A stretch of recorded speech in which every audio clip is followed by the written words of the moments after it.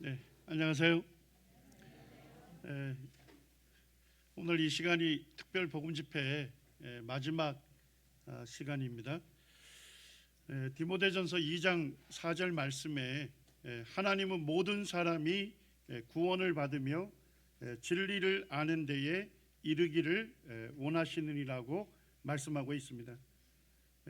진리 대신 예수 그리스도, 예수 그리스도를 믿음으로만 하나님께 갈 수 있는 것입니다.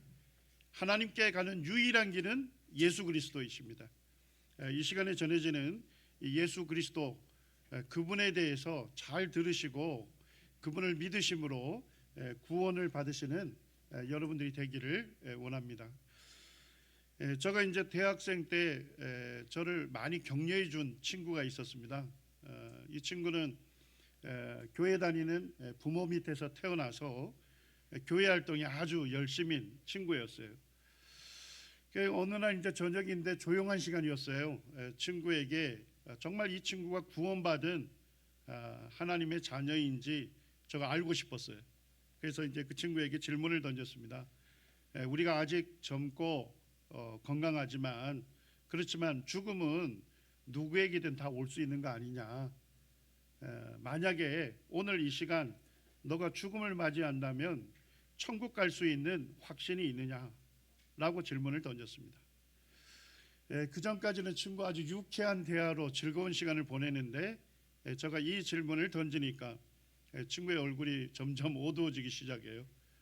그리고 고개를 떨구다가 다시 머리를 들어서 저에게 대질문을 하더라고요. 야, 그러면 너는 천국 갈 수 있느냐? 그래서 제가 나는 예수 그리스도를 믿고 구원받았고 그리고 영원한 생명을 얻었기 때문에 나는 오늘 이 시간 죽음을 맞이하면 나는 하나님 계신 천국으로 들어간다. 그러니까 그 친구가 저에게 교만한 친구라는 겁니다. 천국 가고 지옥 가는 건 누구만 아신다는 거예요? 하나님만 아시지 어떻게 이 땅에서 자신이 천국 갈 사람이라고 분명하게 말할 수 있느냐? 그래서 이제 제가 암송하고 있는 한 말씀을 그 친구에게 읽어 주었습니다. 요한복음 5장 24절 말씀을 제가 읽어 주었는데요. 예수님께서 나에게 약속하신 말씀이다. 예수께서 내가 진실로 진실로 너희에게 이르노니 내 말을 듣고 또 나 보내신 이를 믿는 자는 영생을 얻었고 심판에 이르지 아니하나니 사망에서 생명으로 옮겼느니라. 그 친구에게 물었습니다. 너는 이게 누구의 말씀이니? 예수님이 하신 말씀이지. 근데 예수님께서 내 말을 듣고 나 보내신 이를, 예수님을 이 세상에 보내신 하나님을 믿는 자는 영생을 얻었다고 분명하게 말씀해 주셨고 믿는 자에게 약속해 주셨어. 그리고 죄인을 심판하는 하나님의 심판대에 믿는 자는 서지도 아니한다고, 이르지도 아니한다고 약속해 주셨어. 그리고 죄와 허물로 죽은 사람이 이 생명의 주님이신 예수 그리스도를 믿게 될 때 이제 영원한 생명을 얻어서 예수 그리스도의 생명으로 살게 돼. 그렇게 했는데도 친구는 매우 의아한 표정을 저에게 짓고 있었습니다. 그때 이 친구하고 제가 대화를 하면서 깨달은 것이 있었습니다. 교회 다니는 모든 사람이 다 구원받은 것은 아니구나. 교회 다니는 사람들 중에서 구원받지 못한 사람들이, 천국에 들어가지 못할 사람들이 많이 있구나 하는 것을 알았습니다. 제가 두 번째 알게 된 것은 그 사람들이, 교회 다니는 사람들이 성경을 하나님의 말씀이라 하고 성경을 끼고 교회를 다니지만 그 성경을 누구의 말씀으로 믿지 않습니까? 하나님 말씀으로 믿지 않는 사람들이 많이 있다는 것을 제가 경험하게 됐습니다. 예전에 릭 워렌이라고 하는 사람이 쓴 목적이 이끄는 삶이라는 책이 있었습니다.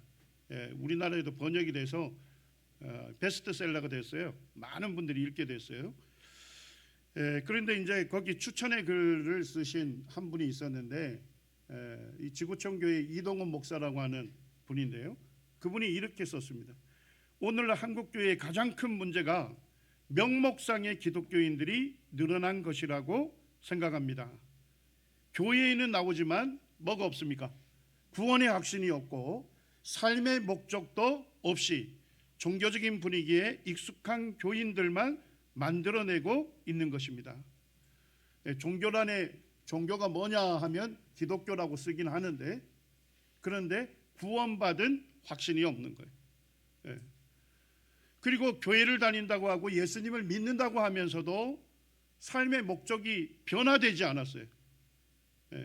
교회 다니기 전에도 돈과 명성과 더 나은 안락한 삶을 추구하는 것이 목적이었던 사람이 예수 믿는다고 하면서도 교회에 다닌다고 하면서도 여전히 세속적인 그와 같은 가치관을 갖고 그 목적으로 인생을 살아가는 거예요.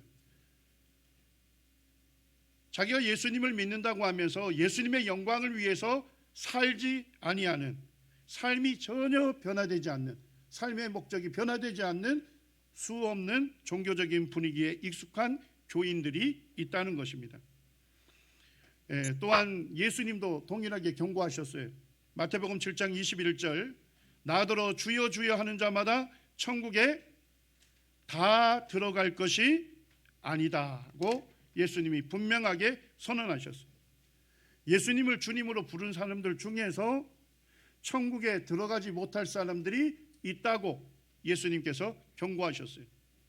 누가 천국에 들어갈 수 있습니까? 다만 하늘에 계신 내 아버지의 뜻대로 행하는 자라야 들어가리라고 말씀하셨습니다. 예수님은 더 이어서 이렇게 말씀합니다. 그날에 심판의 날입니다. 그날에 많은 사람들이 나더러 이르되 주여 주여 우리가 주의 이름으로 무슨 노릇을 했습니까? 선지자 노릇을 했습니다. 선지자는 하나님의 말씀을 받아서 전하는 사람이에요. 오늘날로 얘기하면요, 이 강단에 서서 하나님 말씀을 전하는 목사들이나 전도사가 될 수 있는 것입니다. 또한 주의 이름으로 귀신을 쫓아내며, 이 귀신을 쫓아내는 신유의 은사자, 능력이 있는 은사자로 사실은 추앙받고 있죠. 또한 주의 이름으로 많은 권능을 행했습니다. 많은 기적을 행했다는 것입니다. 그런데 그때의 심판의 날에 예수님 뭐라 하십니까? 내가 저희에게 밝히 말하되 내가 너희를 도무지 알지 못한다. 이 사람들은 전부 다 주님의 이름으로, 예수님의 이름으로 선지자 노릇하고 예수님의 이름으로 귀신을 쫓아내고 예수님의 이름으로 많은 기적을 행했다고 하는데, 예수님은 내가 너희를 도무지 알지 못한다. 전부 다 무엇을 행했다는 것입니까? 불법을 행하는 자들아, 내게서 떠나가라. 자, 심판의 날에 예수님으로부터 떠나간다면 이 사람은 어디에 가는 것입니까? 영원한 지옥에 들어가는 것입니다.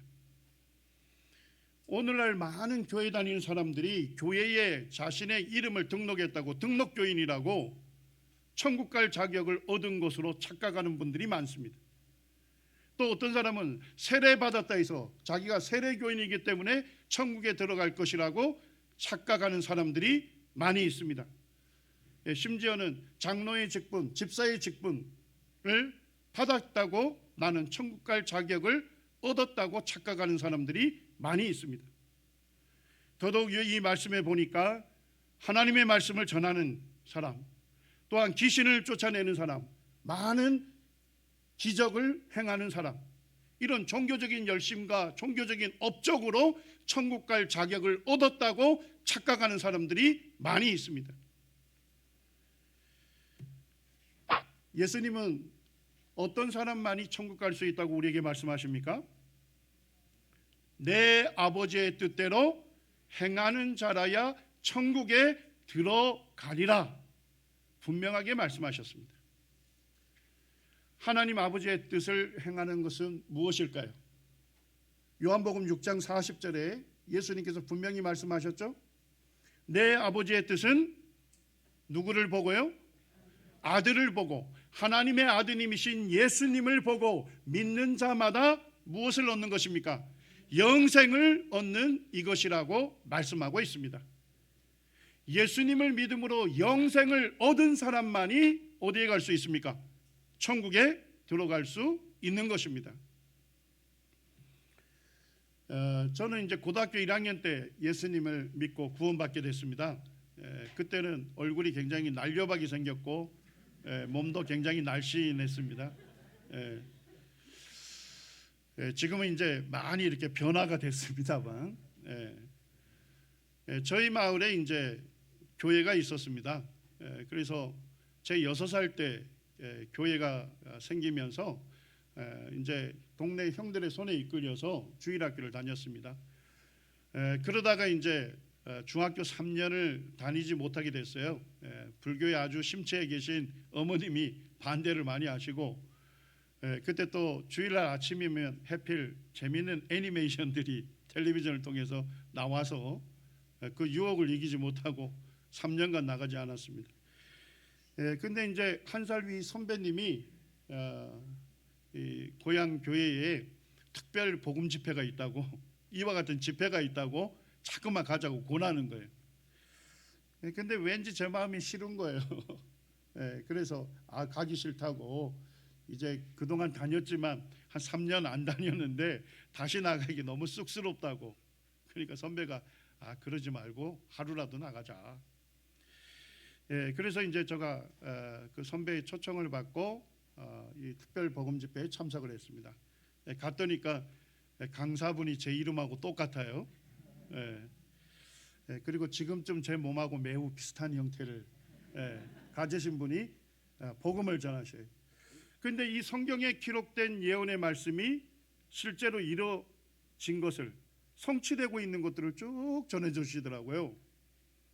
저는 고등학교 1학년밖에 안 됐지만은 당시 세계사를 배우고 있었는데, 이 성경에 기록된 예언들이 이 세계 역사 가운데서 그대로 성취되어 가는 것을 전해주는데, 이 성경책이 저에게 새롭게 보이는 거예요. 이 성경책이 살아있는 하나님 말씀으로 제 마음에 와닿았습니다. 그 집회에서 제가 구원받지는 못했지만 이 성경이 하나님의 말씀이라는 것을 깨닫게 되면서 제가 구원받아야 할 필요성을 깨우쳐 주었어요. 그래서 이제 그때부터 모든 집회를 참석하면서 복음을 듣게 됐습니다. 근데 저의 문제가 있었어요. 수없는 복음을 들으면서도 제가 잘못된 생각이 안에 꽂혀 있었는데, 내가 죄를 지은 죄인은 맞다. 친구들하고 싸우기도 하고 거짓말을 하기도 하고 죄인이 맞긴 하지만 내가 그렇지만은 영원한 지옥에 들어갈 만큼 나쁜 죄인은 아니다. 이게 계속 마음에 해결이 안 되는 거예요. 내가 죄인인 건 알겠는데 이 죄 때문에 영원한 지옥에 간다는 것이 이해가 되지 않는 거예요. 예전에 저에게 복음을 듣던 한 학생이 그러더라고요. 저가 죄인이란 건 인정합니다. 그런데 그 죄 때문에 영원한 지옥에 간다는 것이 너무 형평성에 맞지 않지 않습니까? 그렇게 도전했던 제자도 있어요. 그러면서 그 제자가 놀라운 비유를 했는데 지금도 제 기억에 남아 있습니다. 학생이 학교를 갔는데 지각을 했어요. 그런데 학교에서 퇴학을 명령했다는 겁니다. 이게 얼마나 부당한 거냐. 내가 죄를 지은 것은 알지만은 영원한 지옥에 간다는 것은 너무나도 부당한 게 아니냐. 제 마음이 그랬었어요. 그때 이제 한 전도자를 만나게 됐습니다. 그 전도자분하고 이제 교제를 하는데 그분이 저의 문제를 금방 파악을 하셨어요. 죄인이란 건 인정하지만 영원한 지옥에 간다는 것은 인정하지 못하는 학생. 그때 이제 로마서 1장 28절에서 30절 말씀, 31절까지 말씀을 저에게 보여주었어요. 그러면서 그 전도자분이 이렇게 얘기하는 거예요. 그들이 마음에 하나님 두기를 싫어했기 때문에 하나님께서 그들을 그 상실한 마음대로 내버려 두사 합당하지 못한 일을 하게 하셨다. 하나님께서 너를 창조하신 너의 주인이신데 너가 그 하나님을 너의 마음의 주인으로 받아들이기를 너가 싫어하기 때문에, 거절하기 때문에 하나님께서 너의 그 마음대로 살도록 내버려 두신 것이다. 그렇기 때문에 사람들 간에서 수많은 죄를 짓게 된 것이다. 그러면서 이 전도자가 의아한 제안을 하는 것입니다. 여기에는 사형에 해당되는 수많은 제목이 있다. 하나님의 법정에서 사형에 해당되는, 지옥 가게 되는 수많은 제목이 있는데 하나님은 이 제목들 중에 하나만 지어도 영원한 지옥에 간다고 했다. 근데 나는 학생에게 관대한 제안을 하겠다. 학생이 짓지 않는 분명한 한 가지 제목이 있다면 정말 학생은 다른 친구들보다 더 착한 학생이라고 내가 인정해 주겠다. 이렇게 말씀하시는 거예요. 그래서 제가 아니 이 수많은 제목 중에 내가 짓지 않는 분명한 제목이 있지 않겠느냐 하는 마음으로 그것을 읽게 됐습니다. 곧 모든 불의, 추악, 탐욕, 악의가 가득한 자요, 시기, 살인, 분쟁, 사기, 악독이 가득한 자요, 수군수군하는 자요, 비방하는 자요, 하나님께서 미워하는 자요, 능욕하는 자요, 교만한 자요, 자랑하는 자요, 악을 도모하는 자요, 부모를 거역하는 자요, 우매한 자요, 배약하는 자요, 무정한 자요, 무자비한 자라. 그들이 이 같은 일을 행하는 자는 사형에 해당한다고 하나님께서 정하심을 알고도 자기들만 행할 뿐 아니라 또한 그런 일을 행하는 자들을 뭐 한다고요? 옳다 하느니라. 저는 이제 한번 쭉 읽었는데도 제가 분명하게 짓지 않는 제목 바로 찾지를 못하겠더라고요. 그래서 다시 읽었는데 그때 제가 손을 들어서 그 제목을 지목했습니다. 제가 짓지 않는 제목 뭡니까? 저는 살인은 하지 않았습니다. 이분이 아무 대답도 안 하고 마태복음을 펼치라는 겁니다. 마태복음 5장 21절에 예수님께서 하신 말씀을 읽도록 했습니다. 이 마태복음 5장 21절 말씀은 옛사람에게 말한 바 살인치 말라. 이 성경에 율법이 나오잖아요. 그 율법의 10계명 중에 6번째 계명이 살인치 말라고 하나님께서 명령하셨어요. 그런데 이 전도자분이 그러는 거예요. 살인치 말라고 하는 이 하나님의 의미한 계명을 예수님이 직접 해석해 주셨다는 것입니다. 그러면서 살인죄를 범하는 사람이 어떤 사람인지를 예수님께서 말씀해 주셨다는 거예요. 누구든지 살인하면 심판을 받게 되리라 하였다는 것을 너희가 들었으나 나는 너희에게 이르노니 형제에 대해서 뭐하는 자마다요? 노하는 자마다, 화를 내는 자마다 심판을 받게 되고 형제에 대해서 라가라 하는 자, 이건 이스라엘의 욕설입니다. 이 욕설을 하는 자는 공회에 잡히게 되고 미련한 놈이라 하는 자는 어디에 들어가게 됩니까? 지옥불에 들어가게 되리라. 그러면서 이 전도자분이 이렇게 얘기를 하는 겁니다. 인간 법정에는 인간 판사가 재판을 하기 때문에 인간은 사람의 마음을 다 알 수 있어요, 없어요? 없잖아요. 그러니까 마음으로 짓는 죄에 대해서는 인간 법정에서 판단하고 재판할 수 없다는 겁니다. 오직 드러난 행위만을 인간 판사는 심판하고 처벌한다는 것입니다. 그렇지만은 우리가 죽음 이후에 죄인을 심판하는 하나님의 심판대 앞에서는 우리의 마음을 지으신 분이 누구냐 저에게 얘기를 했습니다. 우리의 마음을 지으신 분이 누구죠? 하나님이시죠. 그렇기 때문에 하나님은 드러난 행위뿐만 아니라 마음으로 지은 모든 죄에 대해서도 하나님은 엄미한 심판을 하신다. 그러면서 너는 형제에 대해서 화를 낸 적이 없느냐? 너는 형제를 죽이고자 하는 그와 같은 마음을 품은 적이 없었느냐? 이렇게 도전하는데 그때 하나님께서 저에게 두려움을 갖게 했습니다. 제가 사남 사내의 막내고 아주 늦둥이였는데 아버님이 제 7살에 돌아가셨어요. 그리고 이제 큰 형님이 아버지의 대를 이어서 물고기 잡는 어부가 됐습니다. 이 오촌의 삶이 굉장히 고된 삶이고 힘겨운 삶이잖아요. 형님은 늘 술에 취해 계셨어요. 그래서 형님이 이제 술을 마시고 밤늦게 들어오게 되면 전부 가족들이 도망을 가요. 그리고 집안에 어머니 홀로 남아 있는 것입니다. 저는 멀리 도망가지도 못하고 담벼락에 붙어 있었어요.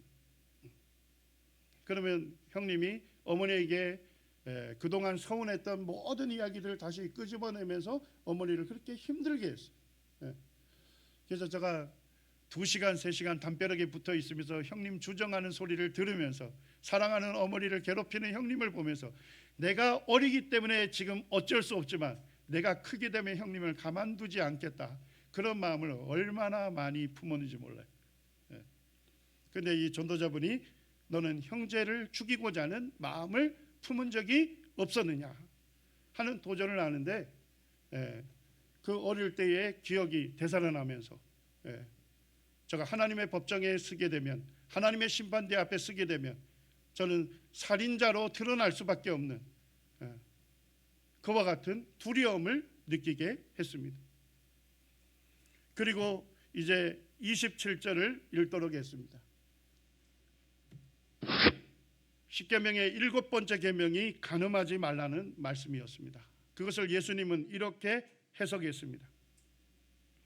간음하지 말라 하였다는 것을 너희가 들었으나 나는 너희에게 이르노니 음욕을 품고 여자를 보는 자마다 마음에 이미 간음하였느니라. 이 말씀을 저에게 읽게 하시는데 저는 이걸 읽으면서 부끄러움을 느꼈습니다. 하나님의 심판대 앞에 섰을 때 살인자로 쓸 뿐만 아니라 더러운 죄인이라는 사실을 인정할 수밖에 없다는 것을 저는 고등학교 1학년 학생이었지만 두려움을 갖고서 인정을 하게 됐습니다. 하나님의 거룩한 기준을 충족할 수 없는 죄인이라는 사실을 깨달으면서 어떻게 하면 구원받을 수 있습니까? 하는 말을 그 전도자에게 했던 것 같습니다. 그때 그 전도자분이 베드로전서 2장 22절에서 24절까지 말씀을 저에게 읽도록 했습니다. 그는이라고 하는 한 분이 나옵니다. 그는 죄를 범하지 아니하시고 그 입에 거짓도 없으시며 욕을 당하시되 맞대어서 욕하지 아니하시고 고난을 당하시되 위협하지 아니하시고 오직 공의로 심판하시는 하나님께 부탁하시며. 이분이 누구십니까? 죄를 범치 아니하신 분, 온전히 거룩하신 분, 죄를 알지도 못하신 한 분이 있습니다. 그분이 누구시죠? 하나님의 아들이신 예수 그리스도이십니다. 24절에 친히 나무에 달려 그 몸으로 우리 죄를 담당하셨으니. 저는 이 말씀을 읽게 하시는데 저는 주일학교 때부터 교회를 다녔기 때문에 친히 스스로 자원하여 나무에 달리신 그분을 알았습니다. 이 나무는 십자가였습니다. 십자가에 달려 그 몸으로 우리 죄를 담당하셨으니. 저는 이 말씀을 읽을 때 하나님의 아들이신 예수님께서 친히 십자가에 달려서 그 몸으로 고난받으시고 피 흘려 죽음에 이르셨는데 그 이유를 알게 된 것입니다. 그것이 바로 나의 죄를 담당하시기 위함이었다는 것을 알게 되었습니다. 이미 십자가에서 저의 모든 죄가 사해졌다는 사실을 깨닫게 되면서 제가 이 하나님의 아들이신 예수님을 제가 주님으로 영접하게 되었습니다. 그리고 주님, 저를 구원해 주셔서 감사합니다. 이제는 제가 주님을 위해서 살겠습니다 하는 믿음의 고백을 드렸습니다. 제가 그 이후에 이제 성경을 세세하게 공부하면서 주님께서 저의 죄를 담당하시기 위해서 받으신 고난과 희생이 얼마나 큰지를 더 깊이 있게 알아가게 됐어요. 그러면서 주님께 더 감사하게 됐고 제 삶을 주님 앞에 드릴 수가 있었습니다. 예수님은 군인들에게 체포돼서 당시 이 예수님이 사셨던 유대 땅을 통치하는 이 로마 제국의 이 빌라도라는 총독 앞에서 재판을 받으셨습니다. 그것도 3번 재판을 받으셨습니다. 그때마다 빌라도 총독이 뭐라고 선언합니까? 빌라도가 3번째 말할 때 이 사람이 무슨 악한 일을 하였느냐, 나는 그 죽일 죄를 찾지 못하겠다. 예수님은 인간의 법정에서도 무슨 판결을 받으셨습니까? 3번씩이나 무죄 판결을 받으신 분입니다. 그런데 종교 지도자들이 유대인들을 선동하면서 그 유대인들이 뭘 일으키려 했습니까? 밀란을 일으키려고 했습니다. 체제를 정복하려고 하는 시도를 했습니다. 그러면서 그 유대인들이 예수를 십자가에 못 박으라고 외치기 시작했습니다.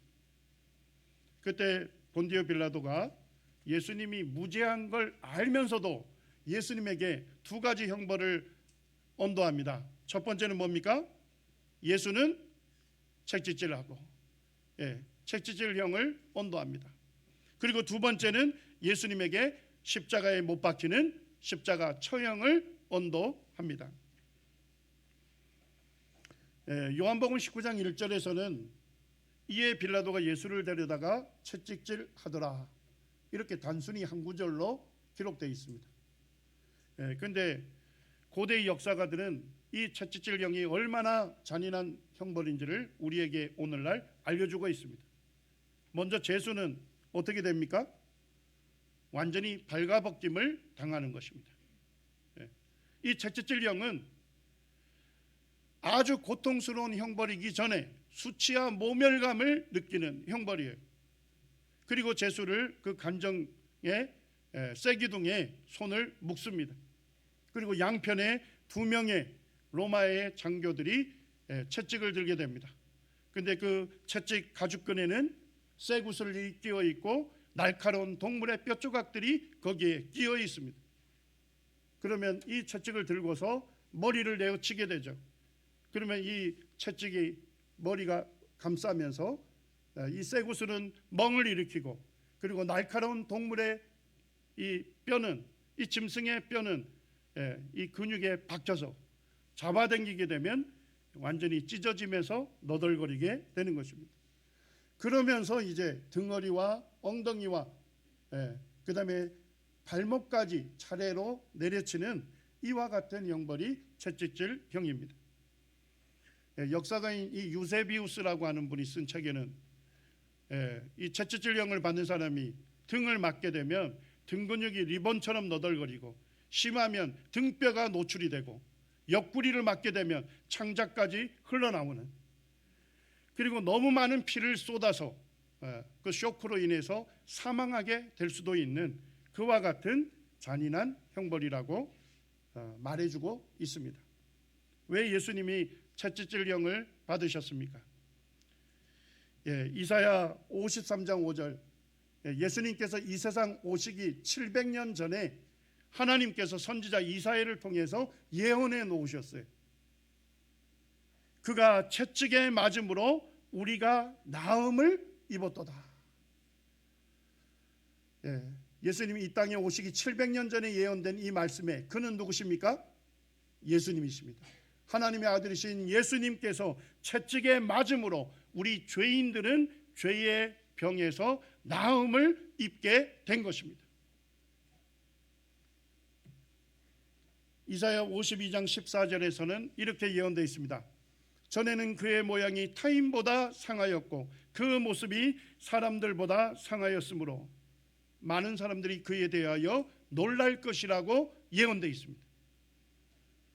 예수님의 얼굴을 보게 되면 완전히 채찍에 상하셔서 그 형상을, 그 형체를 알아볼 수 없을 지경이 될 것이라고 예언해 놓으셨는데, 예수님이 채찍에 이와 같이 얼굴이 상하셨던 것입니다.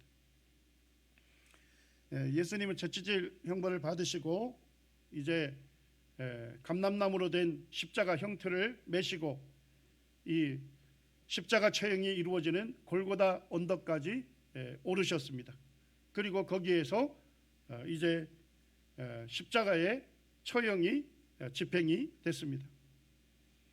이 십자가 처형은 이 십자가 형태의 형틀에다가 양손에 쇠못을 박아서 고정하고, 그리고 양발을 겹쳐서 쇠못에 박아서 고정을 시키는 그와 같은 사형 제도입니다. 그런데 시편 22편 16절에 보면 하나님께서 믿음의 사람 다윗에게 이 하나님의 아들 예수님이 받으실 그 십자가 처형을 예언해 놓으셨어요.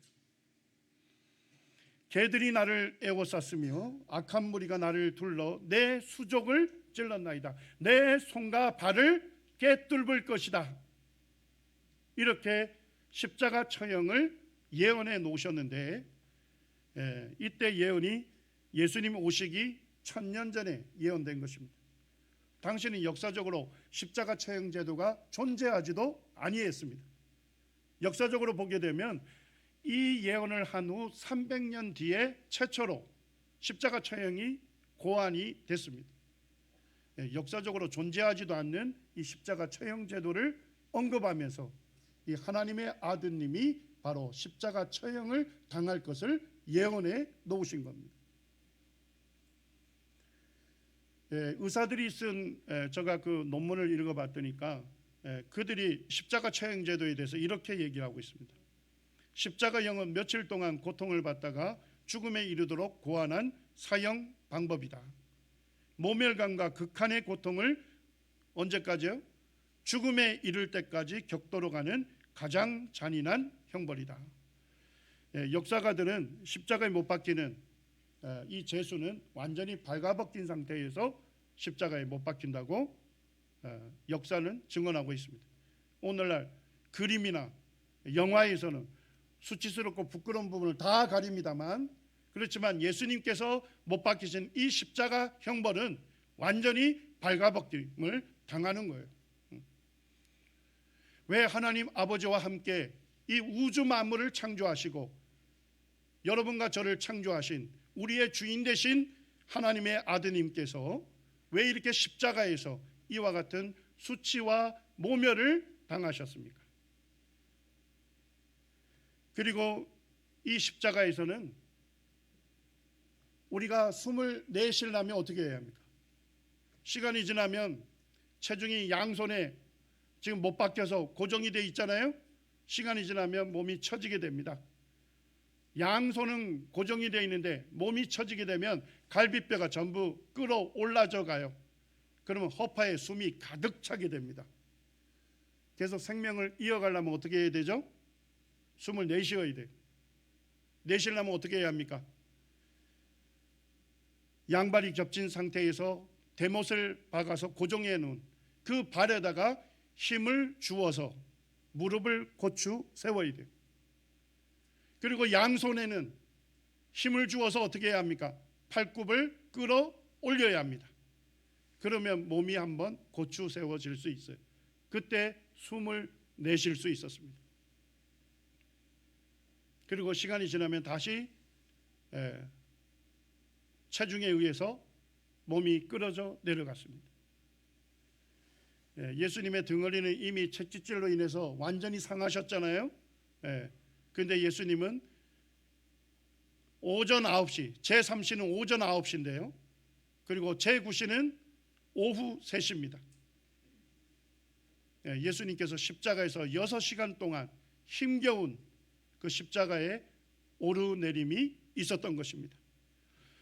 제6시가 됐을 때 12시가 됩니다. 정오가 됐을 때는 해가 빛을 잇고 온 땅에 어둠이 임하셨습니다. 예수님은 자신의 죄 때문에 십자가에 못 박히신 것이 아니죠. 예수님은 죄가 없으신 하나님의 아드님이시고 거룩하신 분이잖아요. 자신의 죄 때문이 아니라 인류의 모든 죄짐을 예수님이 담당하신 것입니다. 인류의 모든 사람의 죄짐을 지고 십자가에 못 박히신 그 예수님께 하나님께서 죄인에게 내리실 하나님의 저주와 형벌과 심판을 누구에게 다 쏟으신 것입니까? 그 아들 예수 그리스도에게 다 쏟으신 것입니다. 하나님 아버지께서 참아 보실 수 없어서 해가 빛을 잃게 하고 온 땅에 어둠이 임하게 하셔서 죄인에게 내릴 모든 죄에 대한 저주와 형벌, 진노를 사랑하시는 독자이신 예수님께 완전히 쏟아 부리신 것입니다. 예수님께서 운명하실 때 이미 예수님의 혀는 이틀에 다 달라붙어 있었어요. 그런데도 불구하고 예수님께서 마지막 힘을 내셔서 외치셔야 할 한 말씀이 있었습니다. 예수님께서 힘을 내어서 소리 내어서 십자가상에서 마지막으로 외치신 말씀이 있었습니다. 그게 무엇이었습니까? 다 이루었다. 이 다 이루었다 하는 이 헬라어는 테텔레스타인데 이 용어는 상업 용어입니다. 우리가 어떤 상업적인 거래를 할 때 성사가 되려면 뭘 지불해야 합니까? 돈을, 그 값을 지불해야만 성사가 되잖아요. 예. 말 그대로 다 이루었다는 말은 지불이 완료가 됐다, 이런 뜻입니다. 예수님께서 죄인을 구원하시기 위해서 이 세상에 오셨는데 예수님이 십자가에서 죄인이 받을 모든 죄를 담당하시고 모든 죄를 용서받게 해 주셨다고, 그 죄값을 다 지불해 주셨다고 예수님께서 마지막으로 외치셨던 것입니다. 여러분들 얼마나 놀랍습니까? 죄인이 받아야 할 저주와 형벌을 예수님이 십자가에서 다 그 죄값을 치루어 주신 것입니다.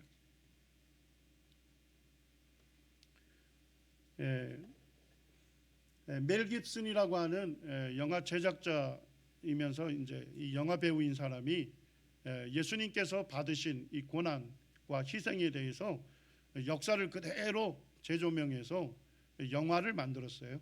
예전에 그리스도의 순환이라는 그 영화를 만드는데 짧은 시간 잠깐 보겠습니다. Prova e studia. Quale? Dimmi sto Tipi farlo. benessere. Claro.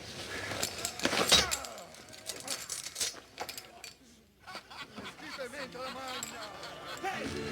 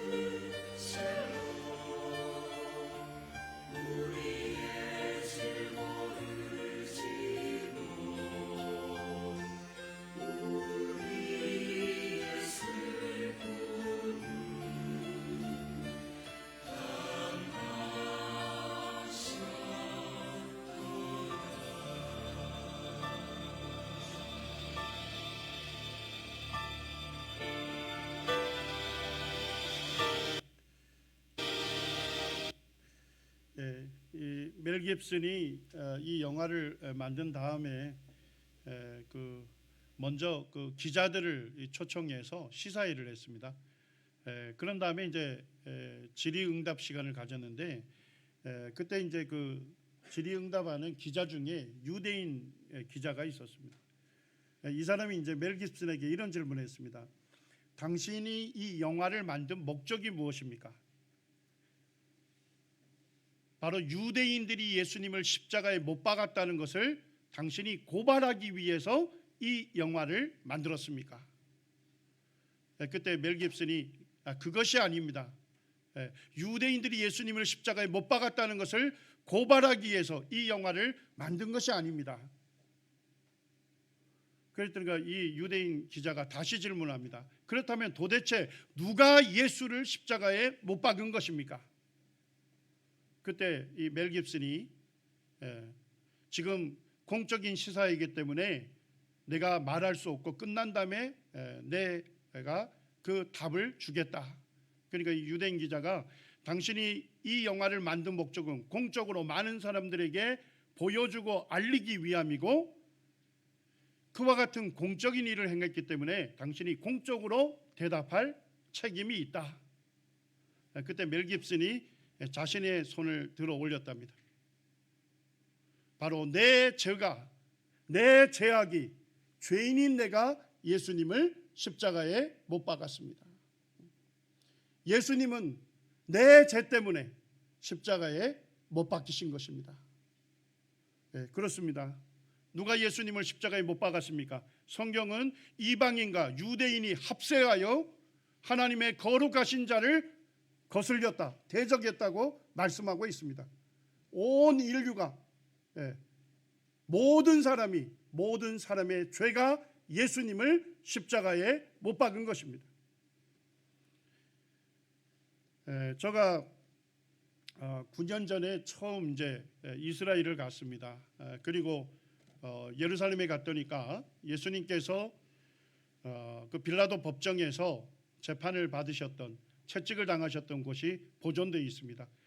거기서부터 예수님께서 골고다 십자가 그 처형이 집행이 됐던 그곳까지 십자가의 길이라고 해서 보존되어 있었습니다. 저희들이 이제 새벽 4시에 일찍 일어나서 이제 예수님을 믿은 형제 자매님 한 40여 분이 이 십자가의 길을 걸었습니다. 그때 이제 저희가 나지막한 그 언덕길을 걸으면서 이 찬양을 예수님께 드렸어요. 예수 나를 위하여 십자가를 질 때 세상 죄를 지시고 고난 당하셨네. 예수님, 예수님, 나의 죄를 위하여 보배로운 피를 흘리니 감사합니다. 그때 이제 저희들을 가이드해 줬던 분이 신신당부를 하더라고요. 이 십자가의 길 옆으로는 골목길이기 때문에 거기를 들어가면 다시금 이 길로 나오기가 어렵다고, 절대 여기서 벗어나지 말라고. 근데 형제자매님들 이 찬송을 부르는데 한 분씩 골목으로 들어가요. 그리고 이제 다시 대열에 합류할 때는 눈에 눈물이 가득히 있는 것입니다. 저도 이제 이 길을 걸으면서 첫 번째 예수님께서 쓰러지셨다고 하는 기념하는 그 장소가 있더라고요. 참 그곳에 서 있으면서 예수님께서 쓰러지셨지만 다시 일어나서 이 십자가를 들고 가셨던 그 주님을 묵상하게 됐어요. 눈물이 나는데 처음에는 너무 죄송해서 예수님이 제재 때문에 이렇게 십자가의 길을 가셨다는 것을 생각하니까 너무나도 죄송스러운 거예요. 그런데 두 번째 쓰러졌던 기념하는 곳이 있고 세 번째 쓰러졌던 기념하는 곳이 있는데 그곳에 제가 섰을 때는 주님이 3번 쓰러지셨지만 다시 일어서셔서 그 십자가의 길을 오르시고 십자가에 못 박히시고 고난받으시고 죽음에 이르셨기 때문에 저의 모든 죄가 용서받게 됐다는 사실을 제가 다시금 묵상하면서 주님 앞에 감사해서 제가 눈물을 흘리면서 제가 주님께 주님 감사합니다. 제 삶을 주님을 위해서 드리겠습니다. 하는 고백을 드리게 됐습니다. 골로새서 2장 13절과 14절에서는 우리에게 분명하게 성경이 선언해주고 있습니다. 우리 같이 한번 읽겠습니다. 함께 읽겠습니다. 시작. 또 범죄와 육체의 무할례로 죽었던 너희를 하나님이 그와 함께 살리시고 우리의 모든 죄를 사하시고 우리를 거스리고 불리하게 하는 법조문으로 쓴 증서를 지우시고 제하여 버리사 십자가에 못 박으시고, 예수님께서 십자가에서 우리 죄를 담당하셨는데 우리의 모든 죄를 사하셨다고 선언을 하고 있습니다. 그리고 우리를 거스리고 불리하게 하는 법조문으로 쓴 증서를 말하고 있습니다. 이것은 우리가 지은 죄와 그 죄에 대한 형벌을 기록하고 있는 증서입니다. 그 증서를 어떻게 했습니까? 지우시고 제하여 버리사, 찢어버리사 십자가에 못 박아 버리신 것입니다. 이제 예수님을 믿는 자들에게는 더 이상 뭐 할 근거도 사라졌습니까? 우리의 죄를 처벌할 근거마저도 십자가에서 완전히 제거해 버리신 것입니다. 예수님은 우리의 모든 죄에 대해서 용서해 주시고 이 예수님을 믿는 자들에게 구원하여 주시는 완전한 사랑을 베풀어 주셨습니다. 히브리서 9장 12절 말씀을 우리 함께 읽겠습니다. 시작. 염소와 송아지의 피로 아니하고 오직 자기의 피로 영원한 속죄를 이루사 단번에 성소에 들어가셨느니라. 얼마나 놀라운 말씀인죠. 예수님 오시기 이전 시대에는, 구약 시대에는 사람이 죄를 지은 채로 하나님 계신 성막으로 가게 되면 그 사람이 어떻게 됐습니까? 그 죄인은 즉시로 죽임당했습니다. 하나님께서 죄인이 하나님께로 올 수 있는 길을 마련해 주셨어요. 그게 속죄제사입니다. 죄를 지은 사람은 자기가 죄를 지었다는 것을 깨닫는 순간 하나님의 심판을 두려워하게 됩니다. 그리고 무엇을 준비하게 됩니까? 염소나 송아지, 양을 준비해서 성막으로 가야 했습니다. 그러면 이 양이 사람을 대신해서 죄값을 치르게 돼요. 피를 흘리고 죽음으로써 그 사람의 죄를 용서해 주셨습니다. 자, 그런데 염소와 송아지와 같은 짐승의 피로는 그 사람을 온전하게 할 수 없었습니다.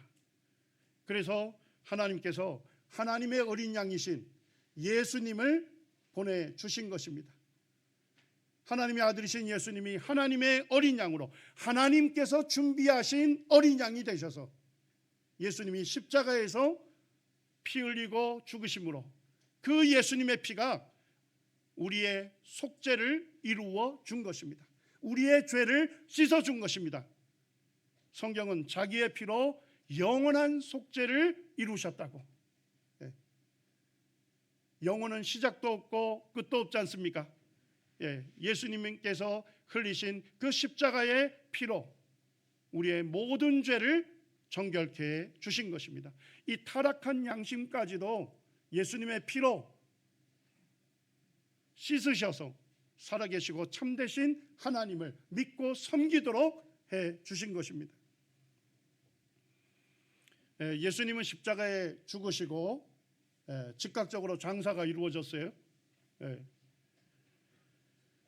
예수님은 시신은 유대인의 장례법대로 세마포천에 쌓이시고 몰약과 침향이라고 하는 오일로 발라서 이 예수님의 시신이 이 석판 위에 놓여졌습니다.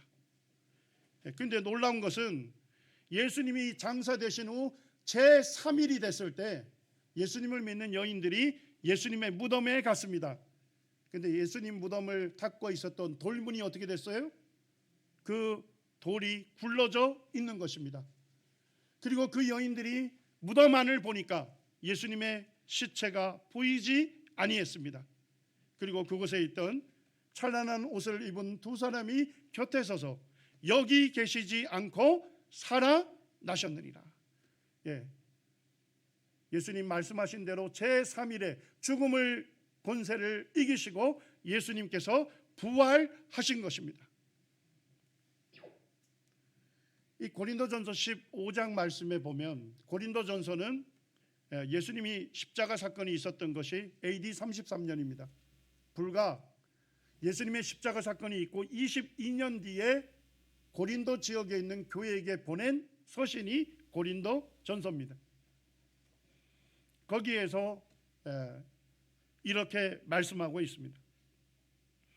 내가 받은 것을 먼저 너희에게 전하였노니 이는 성경대로 그리스도께서, 예수님께서 우리 죄를 위하여 죽으시고 장사 지낸 바 되었다가 성경대로 사흘 만에 다시 살아나사 게바에게 보이시고 12 제자에게 보이시고 그 후에 몇 명의 형제에게요? 500명의 형제에게 일시에 보이셨나니, 그 500명 형제, 예수님의 부활을 목격했던 500명 형제 중에 서신을 쓰고 있는 당시에 그 중에 지금까지 대다수는 뭐하고 있답니까? 살아있다는 것입니다. 어떤 사람은 잠들었다.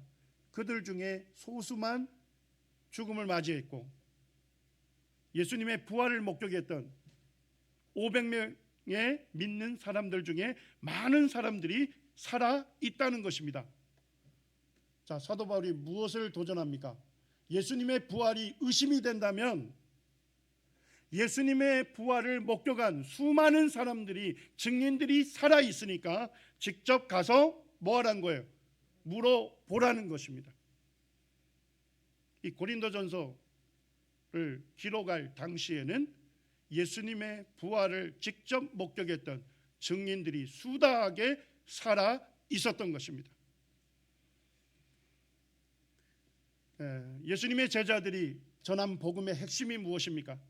예수님은 우리 죄를 위하여 죽으시고 장사 지낸 바 되셨지만 예수님은 죽은 자 가운데서 다시 살아난 것입니다.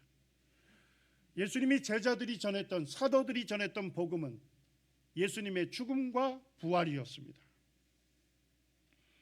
자, 그런데 예수님의 제자들, 그들이 어떻게 죽음을 맞이했습니까?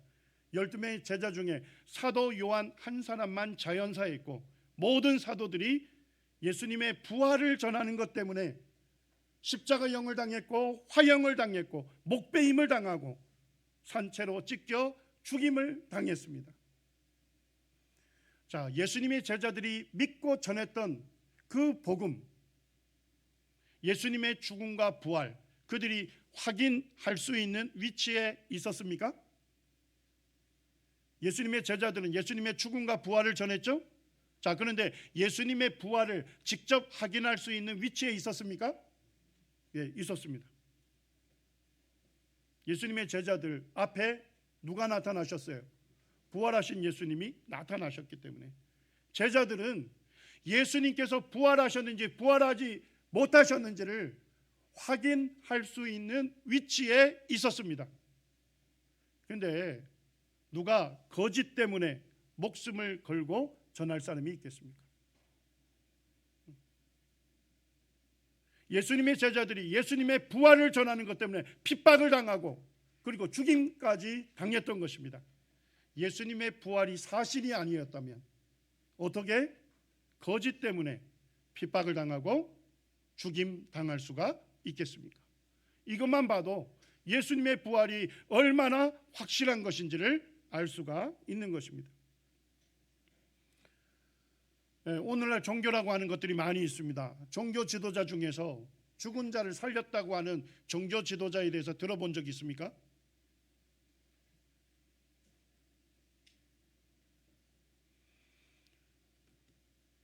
불교에서 믿고 있는 이 석가모니, 이 부처도 거기에 보면 어떤 한 가부가 외아들을 잃었어요. 가부인데 독자를 잃은 거예요. 그래서 그가 눈물을 흘리면서 부처에게 갑니다. 나의 외아들을 살려주십시오. 그러니까 부처가 이렇게 얘기합니다. 너가 저 마을로 내려가서 집집마다 방문하면서 죽은 시신이 나가지 않은 집이 있으면 그 집에 가서 쌀 한 톨씩을 얻어와라. 그리고 그것으로 내 밥을 지어주면 내가 너의 외아들을 살려주겠다. 그래서 이 과부가 눈물을 흘리면서 집집마다 방문합니다. 이 집에 죽은 사람이 나가지 않은 집이 있습니까? 그 집을 다 마을을 헤매고 그 여인이 돌아왔습니다. 부처님, 저 마을에는 죽은 시신이 나가지 않는 집이 없었습니다. 그러니까 그때 석가모니가 그 여인에게 알려준 말이 뭡니까? 생자 필멸이다. 산자는 반드시 죽는다. 예. 우리 모두가 아는 그 진리를 알려준 것입니다. 그렇지만 죽은 자를 살릴 수 없었습니다. 예, 그렇지만 예수님은 어떤 분이십니까? 예수님은 하나님 아버지와 더불어 이 세상을 창조하시고 우리에게 생명을 주신 생명의 주인 되시죠. 예, 예수님은 무덤에 장사되셨지만 제3일에 죽은 자들 가운데서 부활하사 능력으로 하나님의 아들로 선포되셨습니다. 죽음의 권세를 이길 수 있는 유일한 분은 생명의 주님밖에 없습니다. 예수님이 부활하심으로 자신이 하나님이심을 스스로 증명해 보이신 것입니다. 로마서 14장 9절에는 왜 예수님께서 죽었다가 부활하셨는지를 분명하게 우리에게 말하고 있습니다. 이를 위하여 그리스도께서 죽었다가 다시 살아나셨으니 곧 죽은 자와 산 자의 뭐가 되려 하심입니까? 더 정확하게 번역하면 주군이 되게 하려 하심입니다. 이 주라는 것은 주인이라는 의미가 있습니다만 바로 주인이 되고 임금이 되는 그와 같은 주권자를 얘기하는 것입니다. 예수님께서 부활하심으로 모든 사람의 주님이 되기를 원하셨던 것입니다. 여러분들이 이 땅에서 예수 그리스도 십자가에서 나의 모든 죄를 사하시고 장사되셨지만 죽음의 권세를 이기시고 부활하셔서 살아계신 예수님을 주님으로 여러분들이 믿지 아니하시면 그 사람은 죽음 이후에 하나님의 심판대 앞에서 예수님을 자기를 심판하실 심판의 주로 만나게 될 것입니다. 사도행전 5장에서도 사도들이 이렇게 복음을 전했습니다. 너희가 나무에 달아 죽인 예수를 우리 조상의 하나님이 살리시고 이스라엘에게 회개함과 제사함을 주시려고 그를 오른손으로 높이사 무엇으로 삼았습니까? 임금과 구주로 삼으셨습니다. 예수님께서 우리의 죄를 담당하실 때는 십자가에서 무슨 관을 쓰셨습니까? 가시면류관을 쓰셨잖아요. 맞습니까? 근데 예수님께서 죽음의 권세를 이기시고 부활하셔서 하나님께서 그 예수님을 높이셨습니다. 그리고 그 예수님께 영광의 면류관을 씌우셨습니다. 우리가 예수님을 믿는다는 것은 십자가에서 나의 모든 죄를 사하여 주신 구주가 되실 뿐만 아니라 부활하여 살아계신 영광의 왕이 되신 그 예수님을 나의 임금으로 나의 주님으로 영접하고 그분을 경배하고 섬기는 것입니다. 로마서 10장 9절은 어떻게 하면 구원받는지를 우리에게 분명하게 말씀하고 있습니다. 자, 어떻게 하면 죄인이 구원받을 수 있습니까? 내가 만일 내 입으로 예수를 주로 시인하며 또 하나님께서 그를 죽은 자 가운데서 살리신 것을 내 마음에 믿으면 구원을 받으리라. 십자가에서 내 죄를 사해 주시고 부활하여 살아계신 예수님을 나의 주님으로 믿을 때 즉시로 나는 구원함을 얻게 되는 것입니다. 마지막 말씀입니다. 갈라디아 2장 20절 말씀에서는 믿는 자는요 예수님을 믿고 구원받은 사람은 주인이 바뀝니다. 구원받기 전에는 누가 주인이에요? 자신이 하나님 자리에 앉아서 자신이 주인이 되어서 자기 원하는 삶, 하나님 없는 자기 좋을 대로의 삶을 사는 것입니다. 그것이 바로 하나님으로부터 지음받은 인간이 범할 수 있는 가장 큰 죄가 되는 것입니다. 하나님 앞에서 이 죄를 깨닫고 회개하고 돌이킬 뿐만 아니라 십자가에서 자기의 모든 죄를 사하여 주신 이 예수님을 자기의 구주로 믿고, 그리고 부활하여 살아계신 예수님을 자신의 주님으로 우리가 믿을 때에 주인이 바뀌는 거예요. 내가 아니라 누가 주인이 됩니까? 예수님이 내 삶의 주인이 되시는 것입니다. 그리고 구원받으면요, 뭐가 바뀝니까? 삶의 목적이 바뀝니다. 갈라디아 2장 20절 말씀을 우리 읽고 마치겠습니다. 함께 읽겠습니다. 시작. 내가 그리스도와 함께 십자가에 못 박혔나니 그런즉 이제는 내가 사는 것이 아니요 오직 내 안에 그리스도께서 사시는 것이라. 이제 내가 육체 가운데 사는 것은 나를 사랑하사 나를 위하여 자기 자신을 버리신 하나님의 아들을 믿는 믿음 안에서 사는 것이라. 예수님이 십자가에서 나를 대신해서 못 박히셨기 때문에 죄인인 나는 이미 예수님과 함께 십자가에 못 박힌 것입니다. 그리고 부활하여 살아계신 이 예수님을 내가 주님으로 믿게 될 때 이제는 내가 육체 가운데 사는 삶의 목적이 나를 사랑해서 나를 위하여 자기 자신을 십자가에 버리신 하나님의 아들 예수님을 믿는 믿음 안에서 살게 되는 것입니다. 오로지 그 예수님을 높이고 예수님의 영광을 위해서 새 삶을 살아가게 됩니다. 오늘 어제 이렇게 초청 받으시고 복음을 들으신 분들이 이 예수님을 주님으로 영접하시고 주님 안에서 새 삶을 살게 되시는 여러분들이 되기를 원합니다. 기도하겠습니다. 자비로우시고 은혜로우신 아버지 하나님, 감사합니다. 광주 동부교회 형제자매님들의 사랑하는 분들을 초청하여 하나님과 그 아들 예수 그리스도를 전하는 복된 시간을 갖게 해주셔서 감사를 드립니다. 이곳에 온 모든 사랑하는 분들이 하나님 앞에서 하나님께 지은 자기의 죄를 깨닫게 하여 주시고 회개하며 돌이키게 하여 주시옵소서. 아버지 하나님, 십자가에서 저희의 모든 죄를 담당하신 무덤에 장사되셨지만 죽은 자 가운데서 부활하셔서 살아계신 이 예수님을 자신의 주님으로 영접하고 이제 예수님의 영광을 위해서 새 삶을 살아가도록 축복하여 주시기를 원합니다. 감사합니다. 존귀하신 주 예수님의 이름으로 감사하며 기도드립니다. 아멘.